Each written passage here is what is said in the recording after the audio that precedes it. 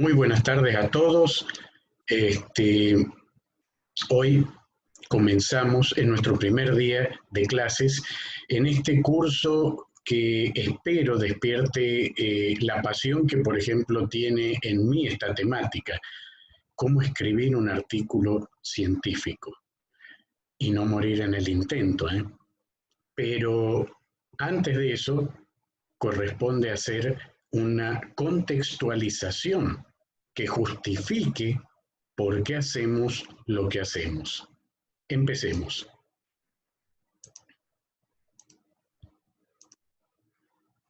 Ok, es un curso, como estamos viendo aquí, organizado por CIDE Ecuador, el Centro de Investigación y Desarrollo, y por CET Bolivia, el Centro de Estudio Transdisciplinario de Bolivia. En esta primera parte, lo que pretendemos abordar es la justificación de, está bien, ahora todos nos piden esto. ¿Por qué?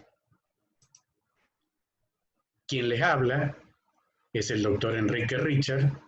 Voy a estar a cargo de todo este curso y para quienes no me conozcan, yo tengo un postdoctorado en informática y biodiversidad por la Universidad de Kansas, un doctorado en ecología de Argentina, varios posgrados en pedagogía universitaria, soy biólogo de profesión, ciudadano honorario de la Nación Cuyano Aymara, y lo que me da la autoridad ética y moral para estar al frente de este curso es el hecho de contar con 35 años como docente investigador en distintas universidades de Latinoamérica y sobre todo el hecho de tener un acervo de más de 600 publicaciones, entre artículos en revistas periódicas, de cuartil 1 al cuarto, y libros y otros capítulos de libros, artículos de opinión, etcétera, etcétera. Entonces, lo que realmente, o mejor dicho, el antecedente más peso es justamente este último.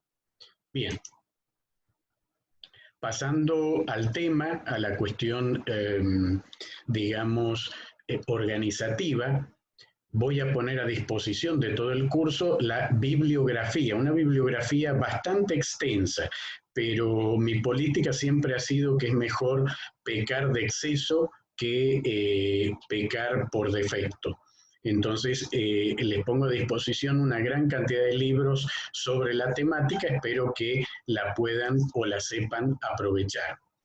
Y como les comentaba antes, no debemos caer en el hecho de empezar siempre un curso directamente con la temática del curso.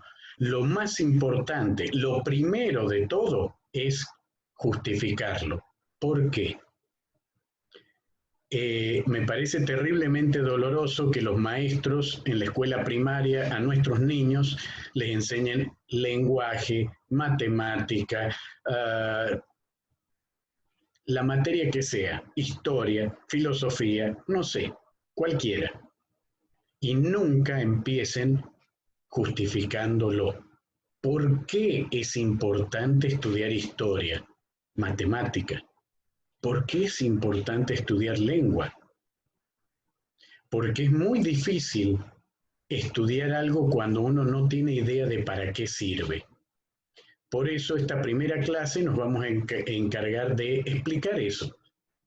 Una clase justificatoria. Y mañana ya sí, con las pilas cargadas, empezamos. ¿Ok? Entonces las preguntas motoras que vamos a contestar hoy son las siguientes. ¿Qué es un doctorado y para qué sirve? ¿Y un postdoctorado? ¿Por qué es importante publicar? ¿Qué requisitos debe cumplir una publicación científica y académica y por qué? ¿Qué parámetros son importantes en una publicación científica? Algo que también les quita el sueño a muchos, que es la indización y el impacto. Y la indización secundaria y los problemas en torno a ella, eso vamos a aclarar el día de la fecha. ¿Qué es un doctorado y para qué sirve? ¿Y un postdoctorado? Las primeras preguntas. Bien, me topo con muchos colegas que lamentablemente piensan que es una cuestión política esto de hay que publicar. Antes no publicábamos, ahora la LOES, la Ley Orgánica de Educación Superior de Ecuador, algunos reglamentos de Bolivia, piden de repente, no. Ahora uno de los pilares sustantivos de la universidad es la investigación. Hay que publicar. Es una cuestión política, ya pasará. No, no va a pasar nunca. Todo lo contrario, se va a agudizar el tema. Se va a hacer una obligación ineludible el publicar. El tema, la pregunta del millón es ¿por qué? Lo que no se publica no existe. Nadie puede ser poeta si no escribe poesías. Y eso me lleva a ¿qué es un doctorado? El doctorado es el grado académico del investigador científico. Francisco Perujo le llamó el carné del investigador, pero unamos las dos cosas. El carné del investigador. ¿Y quién es un investigador? Investigador es el que investiga. ¿Qué investiga? Lo que publica. Si un investigador, un doctor, no tiene sus investigaciones publicadas, no es ni lo uno ni lo otro. De la misma manera que nadie me puede decir que es poeta si no ha escrito una poesía en su vida. Aunque me muestre un cartoncito que lo diga. Hay muchos doctores que nunca han publicado ni un aviso fúnebre en el periódico. ¿Tienen el cartón? Sí lo tienen, pero mejor no le digan a otros doctores que nunca han publicado nada, porque los otros doctores lo van a mirar con una mirada de desaprobación. Doctor que no publica no es doctor, lamentablemente, de la misma manera que poeta que no tiene poesía no es poeta. ¿Para qué sirve un doctor? Para generar información científica que promueva el desarrollo social, cultural, económico de un país. ¿Para qué sirve un doctor? Porque es el perfil del docente ideal. No es una cuestión política que para ejercer la docencia universitaria haya que ser doctor. No lo es. Sáquenselo de la cabeza porque no lo es. ¿Por qué tiene que ser doctor? Porque el doctor es una persona creíble. ¿Por qué es creíble? Porque habla por su propia boca, domina el conocimiento y mucho de lo que dice es resultado de sus propias investigaciones. Y qué lindo para un estudiante cuando ve la bibliografía y encuentra artículos y libros que escribió su docente. ¡Wow! No, este tipo hay que escucharlo, este tipo es creíble, yo le creo. Al otro no le creo, porque el otro recita de memoria y hace karaoke con su PowerPoint. Ah, la credibilidad en esto es importante.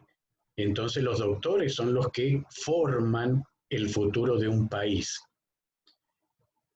¿Y qué es un postdoctorado? Un postdoctorado es un entrenamiento científico que no tiene en la mayoría de los países grado académico. Es una orientación que le damos al doctor y lo especializamos trabajando en una línea de investigación. Como bibliografía específica para el perfil del doctor y del postdoctor, les recomiendo estos dos libros. El de Francisco Perujo Serrano, El investigador en su laberinto, que lo van a tener dentro de la bibliografía, y el clásico de Pierre Bourdieu, El Homo Academicus.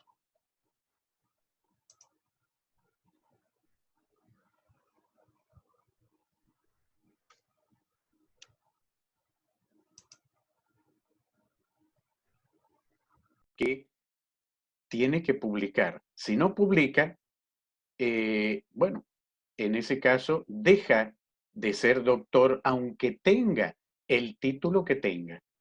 aunque se los muestre a todo el mundo, no lo es. De la misma manera que un poeta sin poesía no es poeta. Bien, ok. La investigación postdoctoral es un paso posterior al doctorado y su objetivo, como dice ahí, es profundizar conocimientos de un tema especial. En realidad, el postdoctorado es una especie de pasantía que uno hace en un determinado laboratorio en la especialidad o en la línea de investigación que uno elige. Pero eso se traduce en producción, en publicaciones. El postdoctorado, si bien no es un grado académico formal, pero el postdoctorado también se traduce en papers, publicaciones. Muy bien. Un postdoctorado puede durar distinta cantidad de tiempo porque es lo que les acabo de mencionar, un entrenamiento. Entonces dependerá de cuánto se tarde en hacer una determinada investigación y publicarla. Contestado esto, lo que tenemos que considerar es que, así como en el fútbol, el trofeo es la Copa del Mundo, el trofeo de un doctor, de un investigador con ese grado académico, es el paper, el artículo científico. Y este meme me encantó. Mi primera cita, la expectativa, lo que estamos viendo aquí, y la realidad, lo que espera realmente un investigador es que su artículo sea citado, porque ese es el indicador del impacto. Muy bien. Creo que ya estamos metiéndonos en onda. Tercera pregunta. ¿Por qué es importante publicar? Bueno, algo ya lo dije. Lo que no se publica no existe. Pero hay razones mucho más profundas y valederas. Razones que pasan por la ética, por la moral. Ustedes estudiaron en la universidad. Bien, ¿gracias a quién? A la gente que publica. Pero hay razones, por ejemplo, que están vinculadas, por ejemplo, al tema de la pandemia actual, de la crisis actual. Les voy a dar un par de ejemplos. El secreto de las cruzadas va a ser uno, y el otro, uno que me tocó vivir en Bolivia, relacionado a la autonomía universitaria y la relación que tiene la autonomía con la Coca-Cola. Ustedes dirán, ¿qué relación puede tener la autonomía con la Coca-Cola? Ya lo veremos. Veamos lo de las cruzadas. Las cruzadas, como ustedes saben, era el ejército santo. Era el ejército de la iglesia, el que luchaba contra los infieles. Entonces, este ejército, realmente, los moros, los principales enemigos, pensaban que sí, que eran santos. ¿Pero por qué pensaban eso? Porque en esa época, una herida de espada, aunque sea superficial, no hacía falta atravesar a una persona con una espada para matarla. Con una herida superficial la persona iba a morir en cuestión de días. ¿Por qué? Porque no había alcohol en gel y las espadas no las desinfectaban.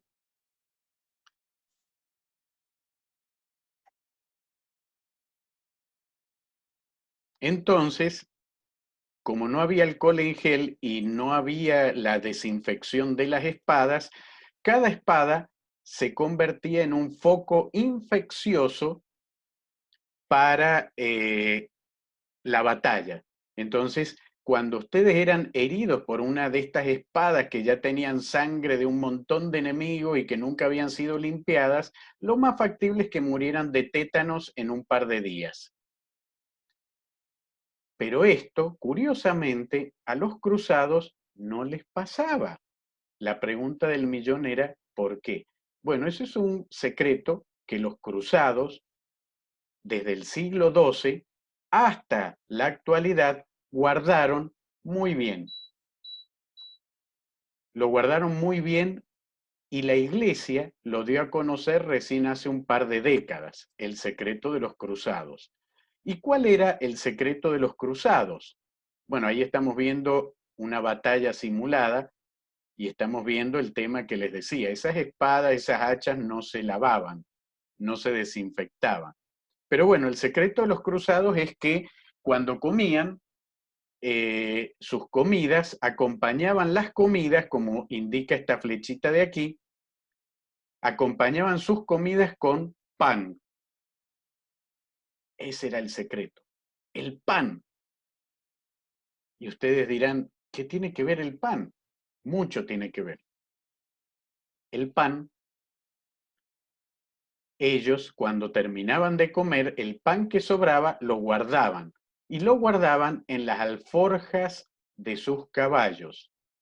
La transpiración del caballo, el cuero de la alforja, humedecía y lo mantenía húmedo y caliente al pan.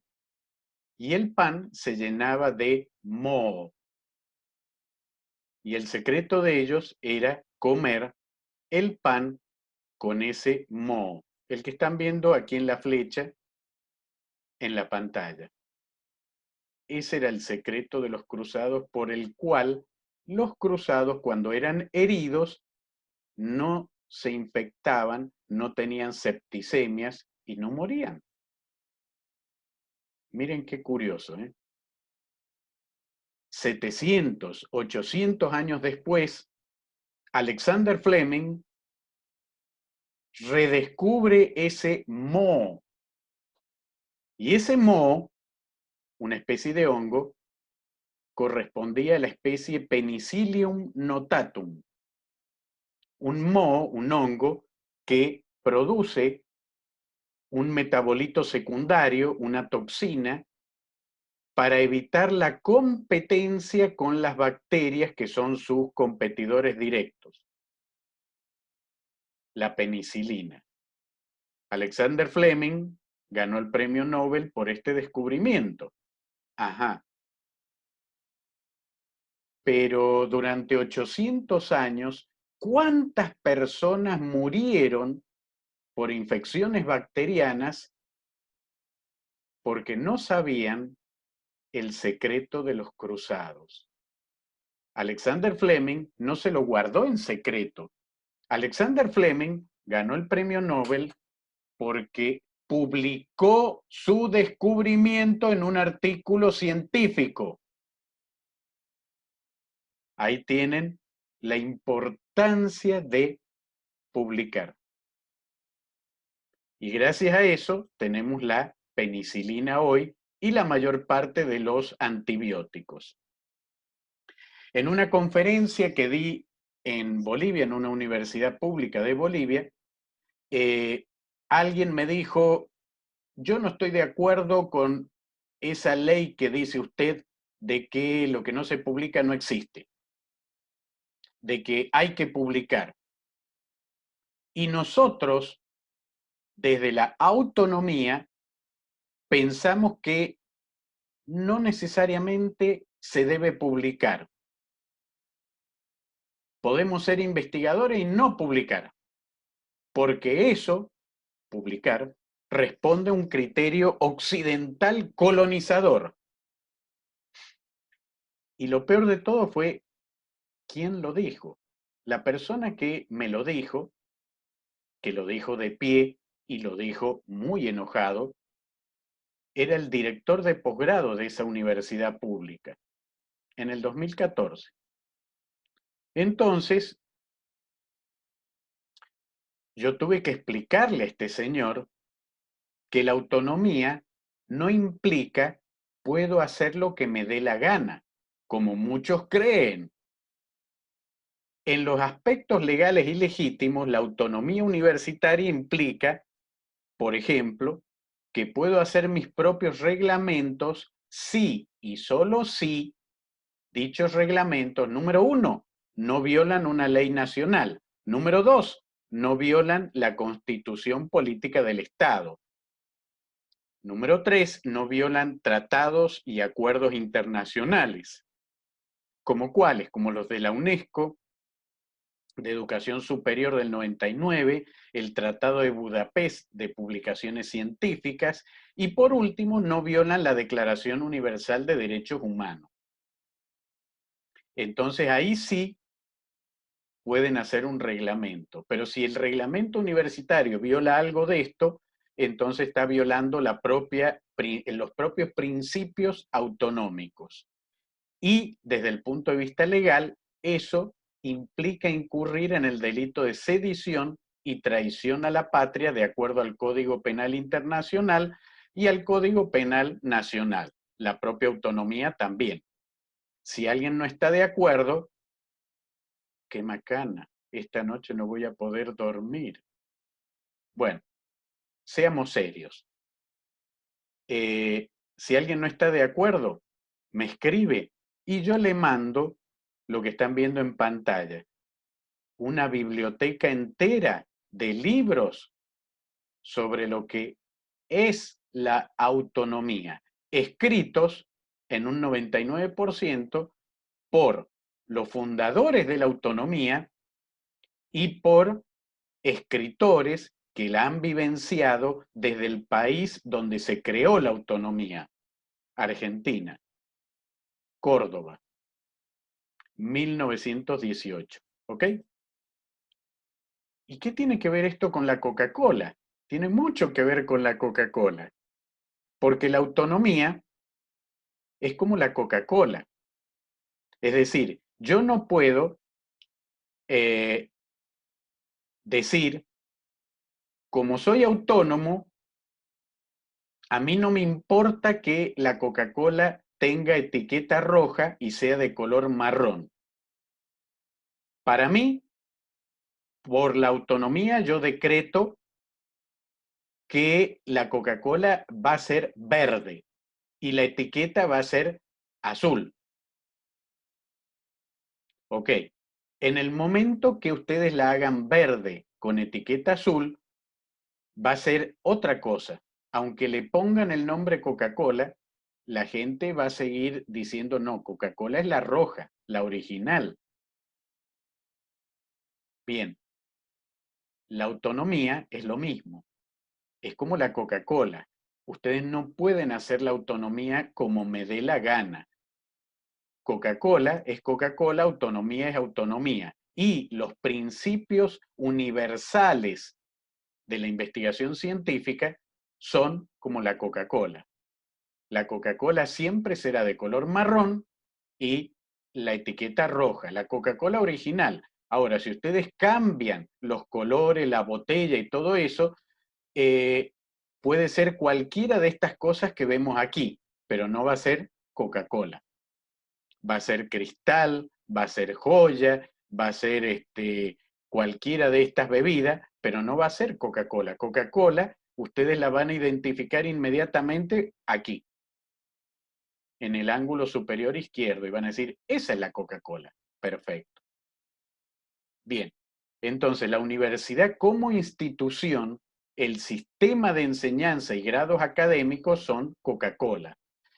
Esto se aplica también a los grados académicos, ¿como cuál? Como el grado de doctor, porque en esta universidad, como no querían hacer investigación, entonces dijeron, nosotros tenemos doctorado, pero no pedimos que se haga investigación. Entonces no es doctorado. Coca-Cola que no tiene cafeína y que no tiene burbuja no es Coca-Cola. Bueno, doctorado que no hace investigación no es doctorado, aunque ustedes quieran ponerle el nombre que quieran por una autonomía mal interpretada. Bien, esa es la relación con la Coca-Cola. Vamos a la segunda parte. ¿Por qué más es importante investigar? Bernardo Hussein fue el primer premio Nobel de toda Latinoamérica, el fundador de la primera institución pública de investigación científica, el CONICET.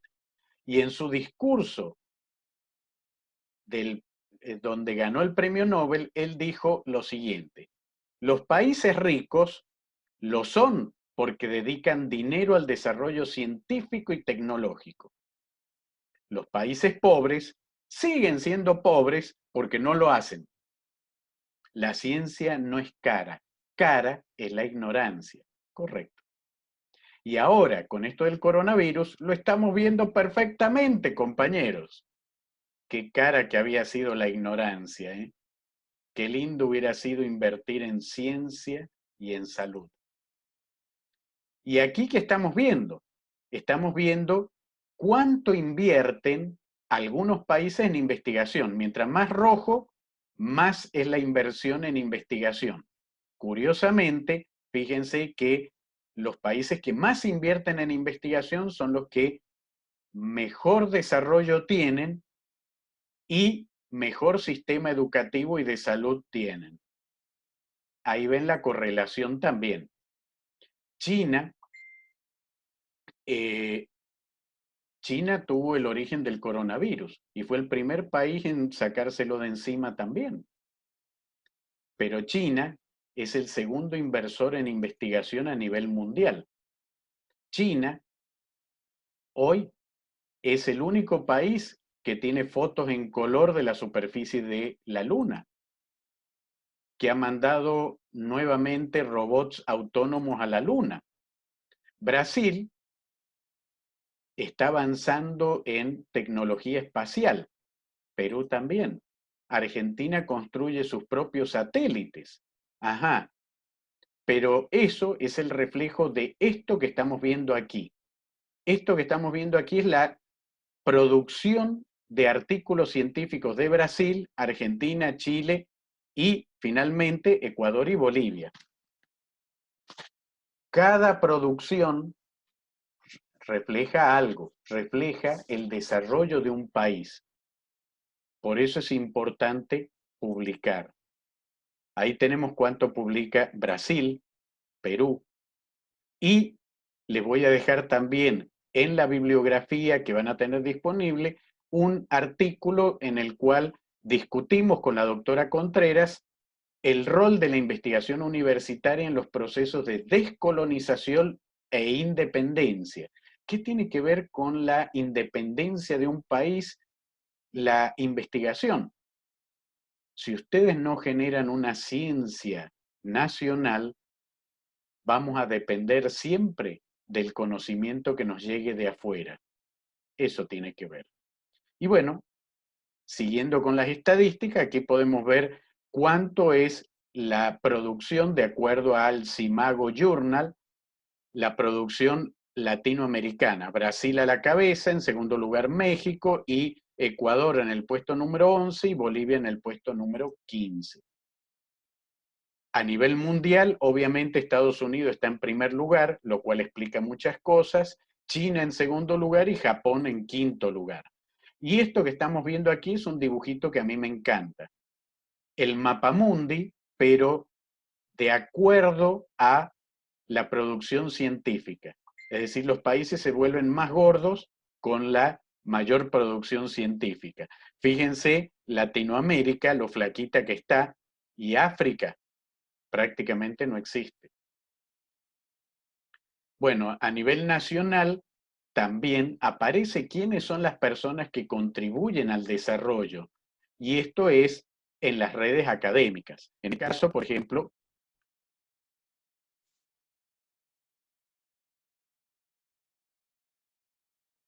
perdón, pero estoy con algunas dificultades informáticas y de internet. Entonces, bueno, hay una gran carga con el tema de la cuarentena y hay que salir adelante de todas maneras. Bueno, les estaba diciendo, aquí estamos viendo, por ejemplo, el ranking de científicos de Bolivia de acuerdo a las citaciones que tienen sus artículos científicos. Y quien les habla está o estaba en ese momento en séptimo lugar. Bien, hay personas que no existen. Bueno, ¿qué más podemos decir de esto?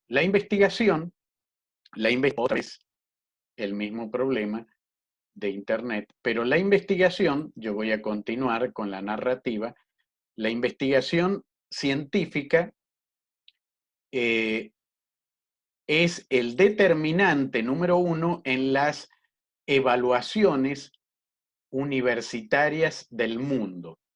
Y eso hace que exista estos rankings de las 1000 mejores universidades, en el cual, como podemos ver aquí, Bolivia y Ecuador no están dentro de las 1000. Están en el ranking, pero no dentro de las 1000, como pueden verificar ustedes por su propia cuenta vía internet a través del SIGUR. Bueno, uno de los principales factores de peso justamente es la producción académica.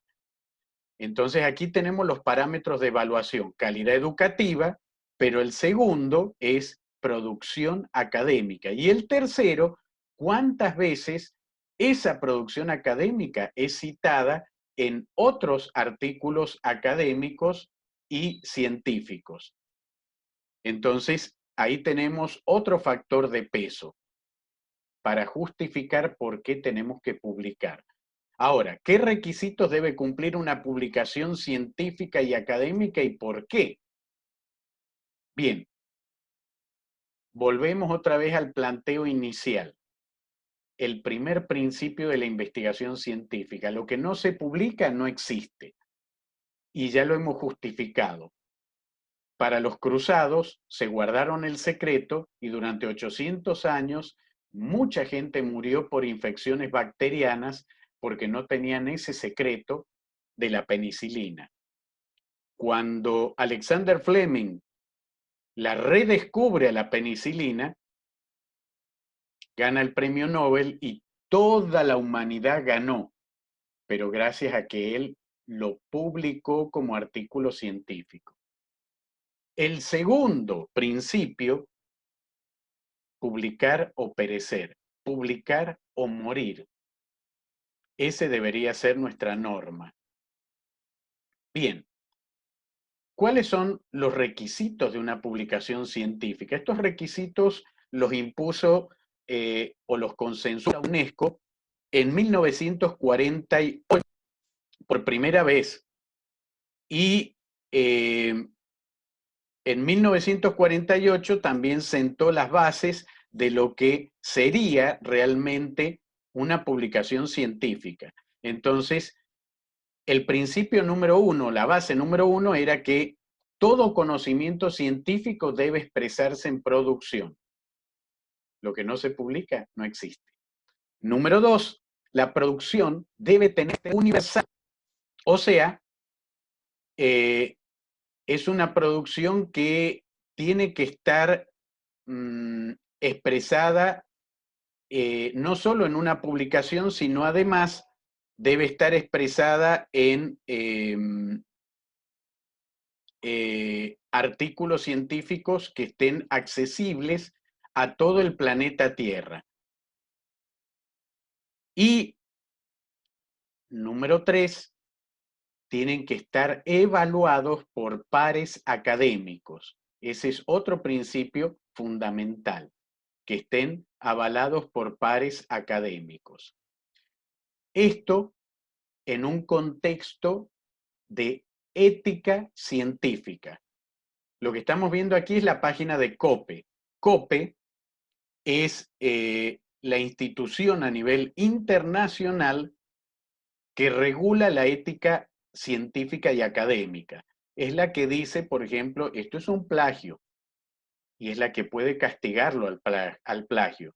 Entonces, ustedes pueden poner COPE ética en Google y pueden acceder a todas las publicaciones y a los códigos de ética internacionales que regulan la producción científica. Otra característica de los artículos científicos es la presencia internacional. Es decir, un artículo tiene que ser accesible por personas que vivan en la Antártida, en Nueva Zelanda, en el Congo belga o en Marte. Bueno, en Marte próximamente, todavía no. El referato de pares, a su vez, tiene que ser realizado por pares sensu stricto. ¿Eso qué significa? Que si yo escribo un artículo sobre la importancia de el trasplante de válvula mitral en el corazón, ese artículo solamente puede ser evaluado por 2 o 3 evaluadores que ya hayan publicado artículos sobre válvula mitral en el corazón. Ustedes dirán, bueno, pero otro médico podría. No, no puede. Si pudiera, ustedes no irían a un otorrinolaringólogo si les duele el hígado. Porque el otorrinolaringólogo le va a decir, no, usted tiene que ir a un gastroenterólogo. Pero usted es médico. Sí, pero yo me especialicé. Bien, si entendieron esto, ya sabemos lo que es un par en sentido estricto. Entonces, no solo es escribir un artículo, es mandarlo a publicar en una revista que exista, que ya vamos a ver a qué me refiero con eso. Esa revista recibe el artículo, lo recibe el editor y el editor lo deriva a los pares sensu stricto. Y estos pares evalúan el trabajo y son los que van a dar el veredicto. Si es original y vale la pena publicarlo, o si hay que hacer correcciones, o si no es original y no vale la pena publicarlo. En ese caso es rechazado. Tengan en cuenta que normalmente se rechaza la mayoría de los artículos. Entonces hay que estar predispuesto a esto. Ahora bien, ¿qué significa la tasa de rechazo de artículos científicos? Bueno, lo que significa es que estos artículos, otra vez el mismo problema, voy a cambiar el software. Para la siguiente clase voy a utilizar otro software porque este software evidentemente da problemas. Bueno, ¿qué características tiene una revista científica? En primer lugar, tiene que tener indización primaria. ¿Qué es la indización primaria? Es un código que creó la UNESCO por allá por el año 48, que ustedes lo deben haber visto en libros y revistas. En los libros se llama ISBN, la abreviatura de International Book Serial Number. Y en las revistas es el ISSN, International Serial Standard Number. También se está utilizando ahora el identificador de objeto digital o DOI, pero eso es indización primaria. Si una revista o libro no tiene ISBN o ISSN, para la UNESCO no es publicación. Así sea la revista Playboy, no es publicación. Y créanme, la revista Playboy sí tiene ISSN. Y esto se los digo porque en nuestros países hay universidades que tienen revistas que le llaman científicas y ni siquiera tienen ISSN. Y eso, el trámite para hacerlo es totalmente gratuito. Entonces no hay justificación para no hacerlo. Lo segundo es tener un registro secundario o indización secundario, que es una especie de sensor de impacto. ¿Qué es el registro secundario? El registro secundario es cuando la revista o el libro pasa a integrar bases de datos internacionales que contabilizan cuántas veces el artículo que ustedes escribieron está citado por otros autores. Y eso es un índice de impacto, porque eso me dice a mí que el artículo realmente era bueno. Por eso lo están citando otros autores. Otra característica es tener política de canje. Eso significa que pueda ser canjeado por otras revistas académicas a nivel internacional. Bien. Asimismo, como ya dijimos anteriormente, es fundamental que una revista científica, y lo que la diferencia de Playboy, por ejemplo, hasta cierto punto, es que las revistas científicas tienen comités académicos de pares sensu stricto. No se publica ningún artículo si no pasa por las manos de al menos 2 evaluadores o árbitros o referees o pares académicos que hagan la evaluación correspondiente. Entonces, solamente cuando los pares académicos hacen y aprueban el artículo, recién se publica. Bien, en este gráfico estamos viendo algo que ya les había explicado. Par académico son los dos que están arriba.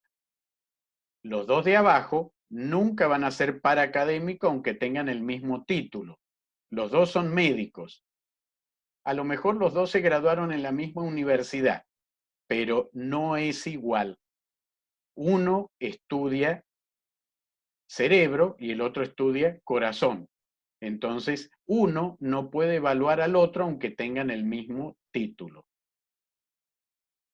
Bien, el proceso por revisión por pares es algo que tiene larga data. Las primeras revistas científicas de los tiempos de la Royal Society, Sir Francis Bacon, siglo XVII, ya tenían el principio de revisión por pares. Entonces no es algo nuevo. La UNESCO lo que hizo fue estandarizarlo. Entonces, ya empezamos a contestar las últimas preguntas en la recta final. ¿Qué es la indización? ¿Qué es el impacto? Bueno, el impacto, la indización ya lo dijimos. Indización primaria, ISBN para los libros, ISSN para las revistas. Pero la indización primaria se aplica a cualquier publicación, sea científica o no. Un periódico tiene ISSN, por ejemplo. Ya les dije, la revista Playboy también tiene ISSN. Un libro tiene ISBN. Si una publicación no tiene indización primaria, no puede incluso participar en las ferias internacionales de libros. ¿Por qué no? Porque no son libros, no son revistas tampoco. Solamente adquiere el perfil de revista o libro la publicación que tiene ISBN, libro, o ISSN, revista. Pero eso para todo. Ahora, las revistas científicas, además de tener ISSN, como dijimos, tienen otras características. Las otras características son la indización secundaria, es decir, la presencia en bases de datos internacionales y la presencia de un comité editorial con referees especializados en el tema. Eso es la indización. ¿Y el impacto qué es? También ya lo hemos comentado brevemente. El impacto es, yo publico un artículo y ese artículo, en el momento que está publicado y que está a disposición del planeta Tierra en las bases internacionales de indexación, ¿cuántos científicos bajan ese artículo, lo leen y lo utilizan como bibliografía en sus trabajos científicos que terminan publicando también? Eso es el impacto. Si ustedes publican un artículo y después de 10, 20, 30 años nadie lo cita, hay indicadores de impacto que les dan un factor negativo, un indicador negativo, que va a estar indicando que hay excepciones, pero normalmente indica que ese artículo realmente no era ni muy bueno ni original tampoco. Entonces, no solo es publicar el artículo, sino, volviendo otra vez a este meme, alegrarnos cada vez que el artículo es citado.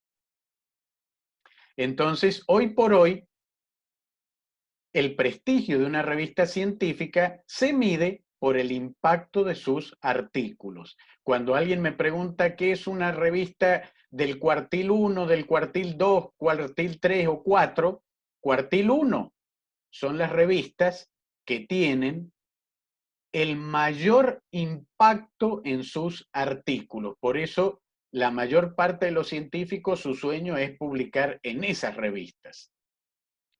No es complicado, compañeros, pero el sistema de evaluación es el más estricto de todos.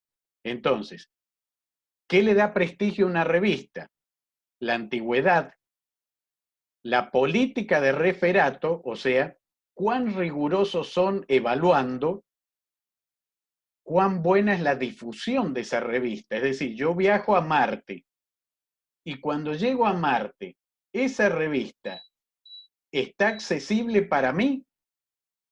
Si la respuesta es sí, tiene muy buena difusión. Obviamente, la calidad de los papers, el impacto heredado. ¿Qué es el impacto heredado? El impacto heredado es yo ya tengo un impacto, he publicado en otras revistas, pero ahora publico en esta revista. Entonces yo arrastro mi impacto a esa revista. Y finalmente la indicación secundaria, es decir, la revista está presente en cuántas bases de datos académicas a nivel internacional. Otro factor muy importante que influye en el impacto es el idioma. Y aquí voy a decir una verdad muy dolorosa.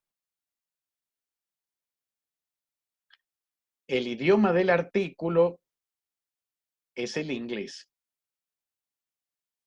Las revistas Q1, el 99.9% están en inglés. Y el idioma de la ciencia, nos guste o no, es el inglés. Si yo publico en inglés, tengo más posibilidades de que me citen. Pregunta del millón, ¿es ético no saber inglés? Depende de cada uno. Desde mi punto de vista personal, no saber inglés sí implica un cuestionamiento ético. Y les voy a explicar por qué. Si ustedes buscan en Internet van a encontrar N artículos como el que les estoy mostrando ahora. Y en estos artículos pueden encontrar cosas como estas. Más del 79% de los artículos están en inglés. Artículos como este, la ciencia solo habla inglés. Artículos como este, los artículos en español solo incluyen el 0,24% del total, mientras que el inglés el 97%. Entonces, depende de quién haga la estadística, pero ninguna estadística van a ver que baje del 80%. Entonces, ahí viene el planteo ético. Me ha tocado evaluar tesis de doctorado donde el tesista reinventa la rueda. Entonces yo tengo que decirle, señor tesista, la rueda ya se inventó. Sí, me contesta el tesista, pero le voy a decir una cosa, profe, se inventó pero en inglés. Es la primera vez que se la inventa en español. No, la ciencia es universal, lamentablemente. Sí, lo que pasa es que yo no leía inglés, así que yo no me enteré que la rueda la habían inventado en Inglaterra, por ejemplo. Ese es el problema ético. Yo no puedo discriminar una publicación simplemente porque esté en otro idioma. Porque si la discrimino, estoy cometiendo una falta de ética. Ahí está el problema ético de no saber inglés.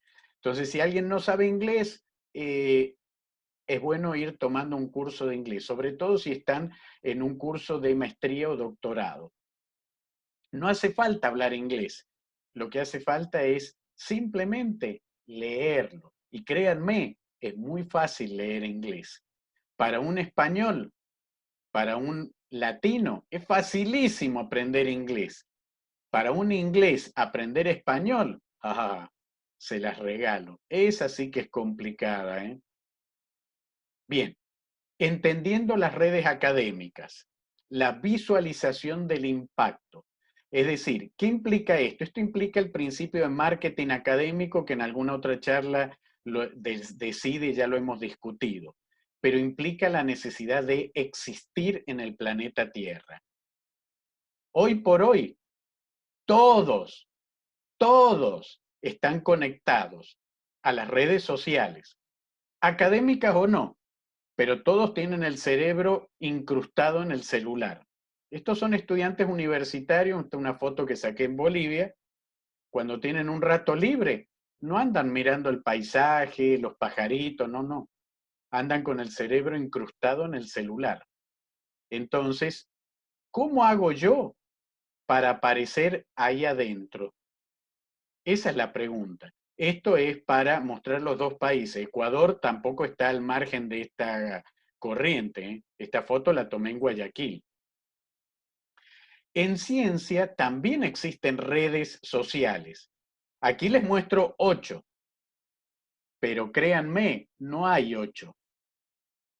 Hay cientos de redes sociales académicas. Por lo tanto, ya es hora de que empecemos a conocerlas. De todas maneras, las más populares, las que les deben sonar a ustedes, son, en primer lugar, el Google Scholar o el Google Académico. La segunda, que es una especie de Facebook científico, ResearchGate. Pero hay un montón más, ¿eh? Hablemos un poquito. Esto también es fundamental. Lo que estamos viendo es ORCID, conectando a los investigadores con la investigación. ¿Qué es ORCID? ORCID es un código internacional único de investigadores. Así como los libros y las revistas tienen el ISBN y el ISSN, los investigadores a nivel mundial, no, perdón, no es a nivel mundial, a nivel sistema solar y Vía Láctea. Los investigadores tienen un número único como el de la cédula de identidad o el DNI, un número único que lo identifica como investigador. Y ese registro se llama ORCID. Si ustedes googlean, van a poder encontrar lo que es y cómo tramitarlo. Tramitar ese número es gratuito, pero ustedes tienen que demostrar que son investigadores. No les van a pedir el título, el cartoncito, porque eso es muy latino, eso de pedir el cartón. Lo que le van a pedir son pruebas de que son investigadores. ¿Cuáles pruebas? Las que están viendo, que estoy señalando aquí. Obras, artículos científicos. Entonces, con eso se les asigna esto que están viendo aquí, el código ORCID. Bien, estos son artículos que pueden encontrar en el perfil de cada uno. Hay otros códigos como el Researcher ID, pero que se enlaza, como pueden ver aquí, con ORCID. Bien, el Google académico también existe para los investigadores. Es una forma de que los investigadores den a conocer sus publicaciones y su perfil como investigador. Entonces, aquí tienen mi perfil en el Google académico y aquí tienen la estadística de cuántas veces mis artículos han sido citados por año. También tienen, como pueden ver aquí, el famoso índice H, que es un índice de impacto. Mide justamente el impacto de las publicaciones. Y el índice H hoy es un índice de credibilidad. ¿Eso qué significa? Significa que, por ejemplo, el año pasado estaba en México dando una conferencia y un estudiante levantó la mano y me dijo, doctor, ¿qué índice H tiene usted? Yo le dije, la verdad, no me acuerdo, pero fíjese usted en mi perfil de ResearchGate o de el Google académico. Y después, cuando terminé la clase, me dijo, usted tiene 14, doctor. Ah, gracias, le digo yo, me había olvidado. Y me dice este estudiante que como era un curso de posgrado, era un profesional, me dice, no se tiene que olvidar, doctor. Y yo le dije, ¿por qué? Me dice, porque es un índice de credibilidad. Y usted, cuando empezó el curso, debería haberse presentado diciendo su índice H. Bueno, esto es lo que está pasando en el mundo. Los estudiantes ya no quieren docentes que no existan, docentes que no han publicado ni siquiera un aviso fúnebre en el periódico. Quieren docentes investigadores. Es decir, el perfil que da el grado de doctor. Pero doctores de verdad, no de cartoncito. Doctores que publican.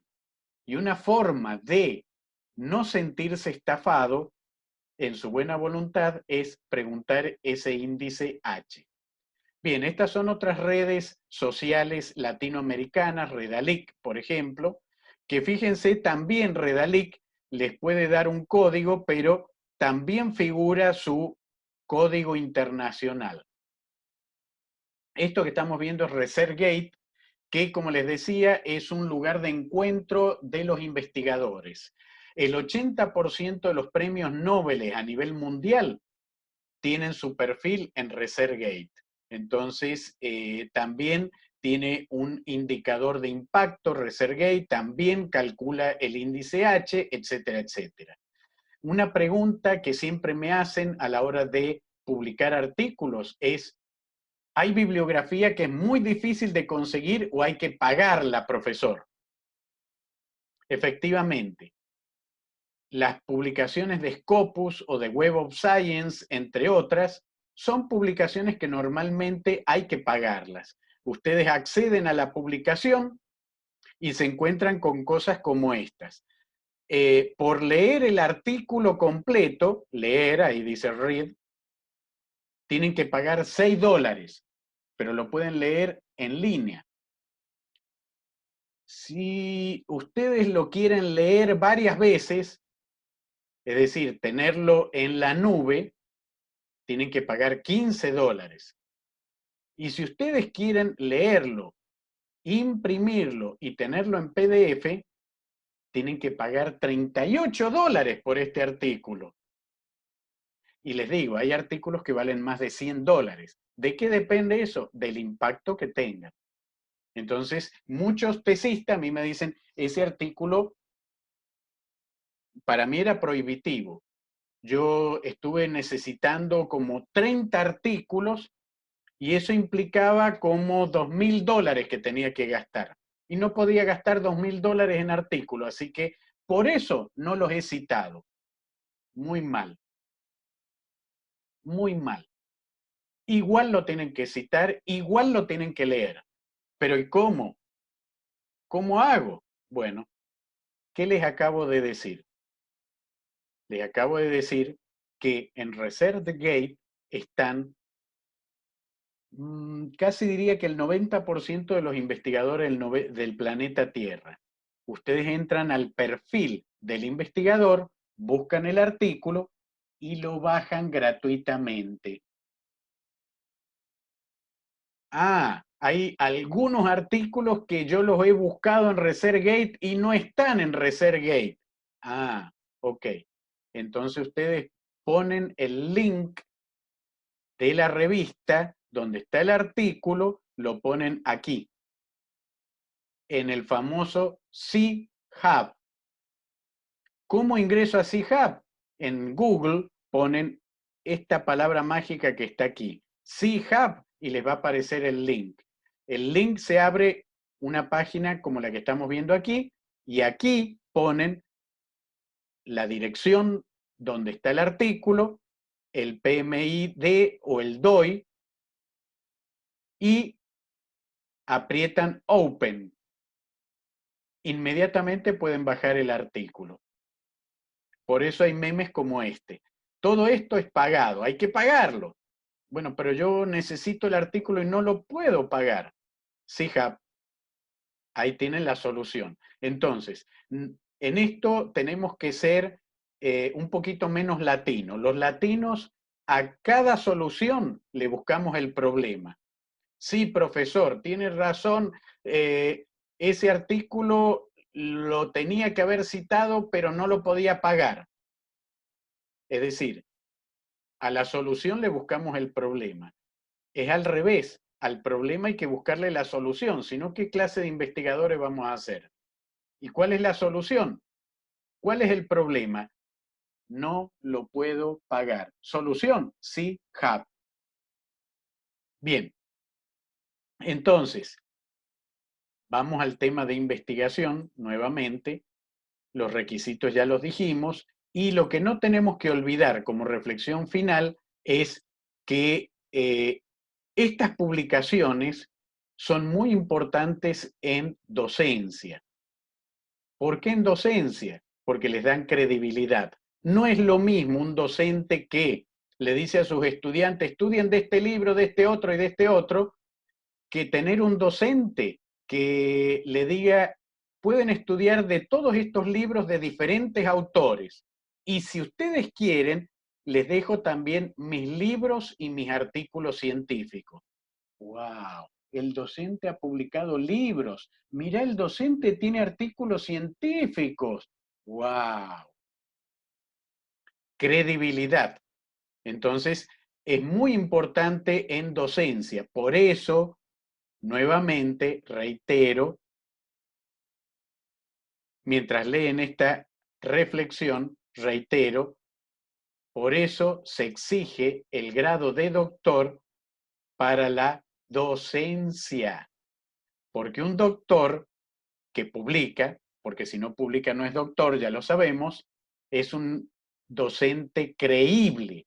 ¿Y por qué tiene que ser creíble? Porque un estudiante no cambia, no se forma, si no cree en la persona y en lo que le está hablando esa persona. ¿Ok? Bien. Con esto acabo de hacer la introducción, que es muy importante, de justificar por qué tenemos que publicar. ¿Por qué en un posgrado? ¿Por qué ahora todos los doctorados exigen por lo menos 4 artículos científicos en revistas internacionales o 6 últimamente? ¿Por qué exigen publicaciones los doctorados? Ya lo sabemos, porque el doctorado es el carné del investigador. ¿Por qué ser doctor en la docencia? Porque el doctor habla por su propia boca, porque el doctor está actualizado a través de sus publicaciones. ¿Por qué es necesario publicar? Para que no se repita lo que pasó con los cruzados y la penicilina, entre tantas justificaciones. Hacer artículos científicos no es un capricho de las nuevas políticas universitarias. No, no es un capricho, es un deber ético y moral del docente universitario, como lo es prepararse para el grado de doctor. Entonces, el día de mañana vamos a entrar directamente a el tema escritura de artículos científicos.